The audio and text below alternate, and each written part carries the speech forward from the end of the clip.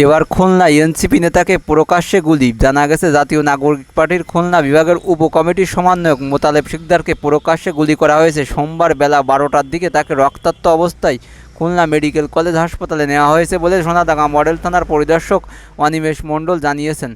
এনসিপির যুগ্ম মুখ্য সংগঠক ডাক্তার মাহমুদা মিতু এক পোস্টে রক্তাক্ত মোতালেব শিকদারের একটি ছবি প্রকাশ করেছেন। আশঙ্কাজনক অবস্থায় তাকে খুলনা মেডিকেল কলেজে নেওয়া হয়েছে বলে জানা গেছে। তবে কে বা কারা গুলি করেছে বা হামলার উদ্দেশ্য কী সে বিষয়ে কিছু জানা যায়নি। এর আগে গত 30শে নভেম্বর খুলনা মহানগর দায়রা জজ আদালতের সামনে দিনে দুপুরে দুই যুবককে গুলি করে ও কুপিয়ে হত্যা করেছে দুর্বৃত্তরা। এছাড়া কিছুদিন আগে ওসমান হাদিকে গুলি করে হত্যা করা হয় ঢাকায়। আর বন্ধুরা, ভিডিওটা ভালো লাগলে শেয়ার করে দিন। ভালো থাকেন।